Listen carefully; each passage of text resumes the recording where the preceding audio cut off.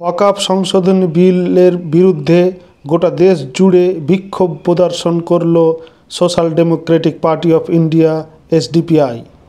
কোথাও র্যালি করে পুড়ানো হলো নরেন্দ্র মোদীর কুশপুত্তলিকা, কোথাও পুড়ানো হলো ওয়াকফ অ্যামেন্ডমেন্ট বিলের নকল কপি, কোথাও প্ল্যাকার্ড হাতে বিক্ষোভ প্রদর্শন, ওয়াকফ বিলের বিরুদ্ধে স্লোগান দিয়ে মুখরিত করল বিভিন্ন বাজার সংলগ্ন এলাকা। মুর্শিদাবাদ জেলায় বিক্ষোভ প্রদর্শন করতে দেখা গেল শমশেরগঞ্জ, সুতি, জঙ্গিপুর, রঘুনাথগঞ্জ, লালগোলা, সাগরদিঘি, ডোমকল, নবগ্রাম ও হরিহরপাড়া।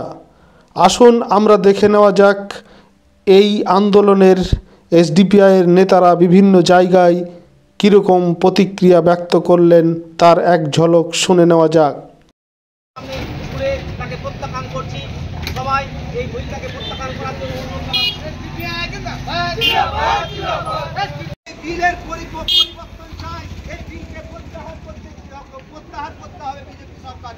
কারণ আমরা এটা সরাসরি ধর্মের উপর, ইসলাম ধর্মের উপর, আল্লাহর সম্পত্তির উপর হস্তক্ষেপ করছে, যেটা মেনে নেওয়ার নয়। যেটা আমরা ছিঁড়ে পুড়িয়ে আগুন লাগিয়ে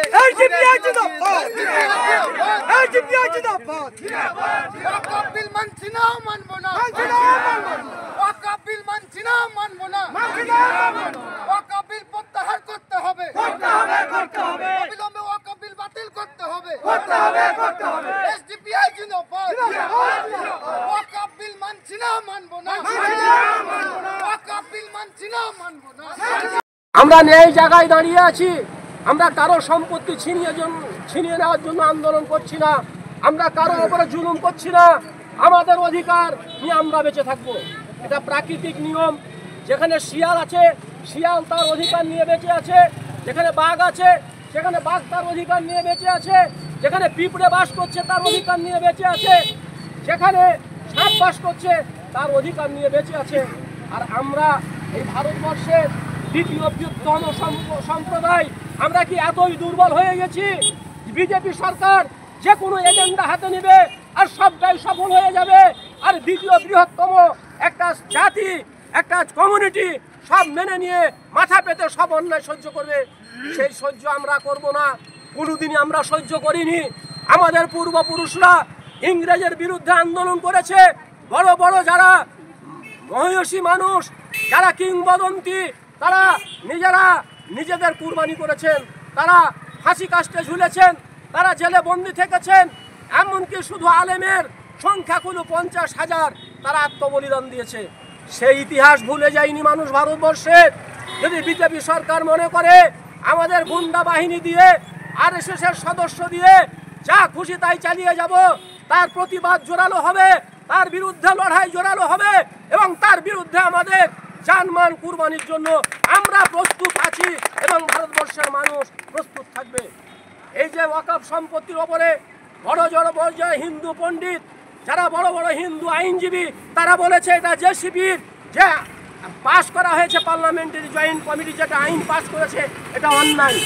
যারা ভারতবর্ষের হিন্দু বড় বড় ভালো মানুষ, তারা এটাকে অন্যায় বলেছে, এবং তারা বলেছে যে ওয়াকফ বোর্ডের সম্পত্তিতে সরকারের হস্তক্ষেপ অন্যায়, এটা গণতন্ত্র বিরোধী। দেশকে আজকে দুশ্মনের মুখে ঠেলে দিচ্ছে। আজকে দেশ বাংলাদেশের বিরোধী, আজকে দেশ ভুটানের বিরোধী, আজকে দেশ পাকিস্তানের বিরোধী, আজকে ভারত চীনের বিরোধী, আজকে সমস্ত প্রতিবেশী দেশের সাথে ভারতবর্ষের সম্পর্ক নষ্ট করে ফেলেছে। আমাদের দেশের যে ভালোবাসা, যে ঐক্য, যে উন্নয়ন, যে উন্নতি, তা নষ্ট হতে চলেছে। আজকে শিখের সঙ্গে কেন্দ্রীয় সরকারের সংঘাত, আজকে মণিপুরে কেন্দ্রীয় সরকারের সাথে সংঘাত, আবার এখানে যারা দ্বিতীয় বৃহত্তম জাতি মুসলিম, তাদের সাথে সংঘাত করতে তারা প্রস্তুত। তারা সংঘাতের জন্য বারবার পায়ের ওপরে পা চাপাবার চেষ্টা করছে, পায়ের ওপরে পা চাপিয়ে ঝগড়া বাঁধাবার চেষ্টা করছে। আমরা এই দেশকে ভালোবাসি, এই দেশ আমাদের, এই হিন্দু আমাদের, এই মুসলিম আমাদের, এই খ্রিস্টান আমাদের, এই শিখ আমাদের, সকল রক্ত আমাদের। যে কথা বলেছিল আমাদের কি বলে দেশের আরএসএস প্রধান কি মোহন ভগবত, যে ভারতবর্ষের ডিএনএ এক, ভারতবর্ষের ডিএনএ যদি এক হয়, মোহন ভগবতের কথার কোনো মিল নাই।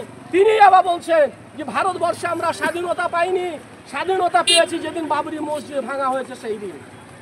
তার আগে আমরা স্বাধীনতা পাইনি, তার আগে যে হাজার হাজার লক্ষ লক্ষ মানুষ শহীদ বরণ করেছেন, এটা স্বাধীনতা নয়। তারা বাবরি মসজিদ ভেঙে স্বাধীনতা লাভ করেছে। এই কথার বিরুদ্ধে মানুষ মুখ খুলছে না, এর বিরুদ্ধে আন্দোলন করছে না, এর বিরুদ্ধে মানুষের লড়াই করা, প্রতিবাদ করা একান্ত অপরিহার্য। এই ওয়াকফ বোর্ড এসডিপিআই এর নয়, ওয়াকফ বোর্ডের সম্পত্তি শুধু এসডিপিআই এদের নয়, ওয়াকফ বোর্ডের সম্পত্তি সমস্ত মুসলমানের সম্পত্তি। সমস্ত মুসলমানদেরকে এক হয়ে ডাক দিতে হবে। আমরা ডাক দিতেই থাকবো। কে আমাদের সমর্থন করবে, কে আপনারা করবেন না, সেটা আপনাদের বিবেকের ব্যাপার। কিন্তু বিজেপি সরকার যে অবস্থান গ্রহণ করেছে, এই আন্দোলন সফল হবে এবং ওয়াকফ বোর্ডই থাকবে। ওয়াকফ বোর্ডের সম্পত্তি ওয়াকফ বোর্ডের জায়গায় থাকবে।